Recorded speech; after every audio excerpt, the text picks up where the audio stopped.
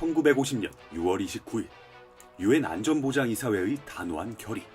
군사 공격을 격퇴하고 남한의 안전을 회복하는 데 필요한 원조를 제공한다. 이로써 무려 21개국으로 구성된 유엔군은 순차적으로 한반도로 파견되었습니다. 유엔군 총사령관인 메가더 장군은 6월 29일 오전 일본을 떠나 수원에 도착. 무초 미국 대사 그리고 이승만 대통령과 회담을 하고 서울의 상황을 살피었습니다. 메가더 장군은 참전 당시부터 전쟁에 자신감이 있었습니다. 그는 이미 수많은 전쟁을 겪은 백전노장이었으며 그에게 있어 가장 강력한 군사적 수단은 항공력이었죠. 6월 29일 저녁 38선 이북에 대한 공중공격이 승인되자 극동공군 제3폭격전대 B-26기 18대는 단 한 번의 공격으로 평양비행장의 북한군 비행기 25대를 파괴했습니다. 북한 공군의 전투기들은 공중전에서 미국 공군기의 상대가 될 수가 없었죠.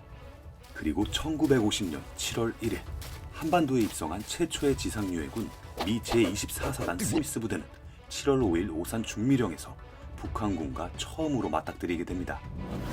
수적으로만 본다면 굉장히 불리한 전투였는데요.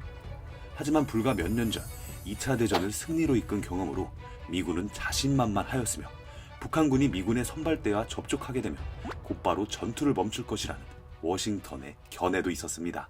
그러나 그건 큰 오산이었죠. 75mm 무반동 총으로 T-34 전차를 명중시킨 스미스 부대원들. 보통 교전 초반에 전차들이 파괴되면 주춤하기 마련이지만 북한군의 진격 속도는 상상을 초월했습니다. 전차를 앞세워 진격함과 동시에 보병을 좌우로 신속히 상기시켜 미군을 포위. 스미스 부대의 방어선은 교전 발발 6시간 만에 붕괴되었습니다. 결과는 참담한 패배. 살아남은 미군은 국군과 함께 나란히 열을 맞추어 남쪽으로 후퇴해야만 했죠.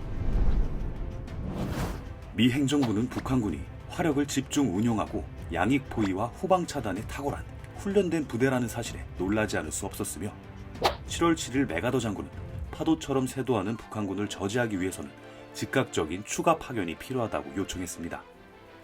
미국은 전쟁 초기부터 한국군과 미군 사이의 단일의 지휘 구조를 강조하였는데요. 결국 이승만 대통령은 원활한 작전을 위해 메가더 장군에게 한국군의 작전 통제권을 위임합니다. 현재까지도 논란이 많은 작전권 문제의 시작이 바로 이때이며 이후 정전협정 당시 중요한 포인트가 되기도 합니다. 트루먼 대통령은 7월 19일 연설에서 우리의 안보와 세계의 평화가 한반도에 달려있음을 천명하고 국방 예산과 인력에 대한 제한 조치를 철회해달라는 요청서를 국회에 제출합니다. 그리하여 미국에는 예비 동원령까지 떨어졌으며 유엔군 중 가장 많은 숫자인 48만의 병력이 참전하게 되죠. 유엔군이 제일 먼저 장악한 것은 제공권이었습니다. 미군은 전폭기를 이용하여 38선 이북의 주요 도시와 철도 그리고 도로를 파괴함으로써 수송망을 무력화시켰는데요.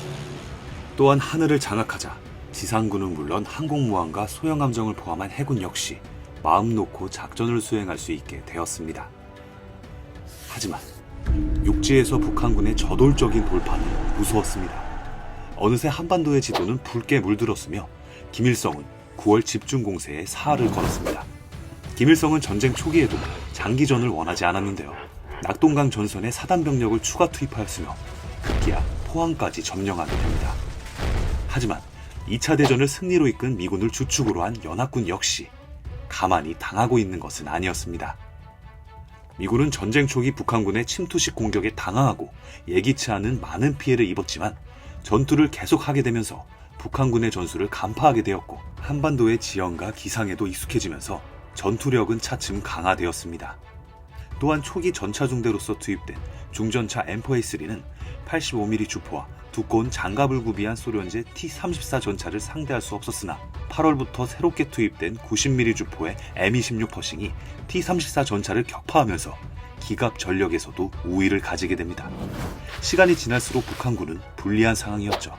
연합군은 낙동강 전선을 최후의 방어선으로 견고히 구축한 후 새로운 계획을 준비 중이었습니다.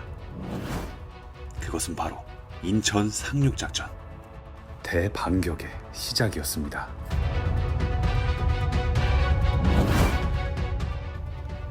지금까지 역사 라디오였습니다.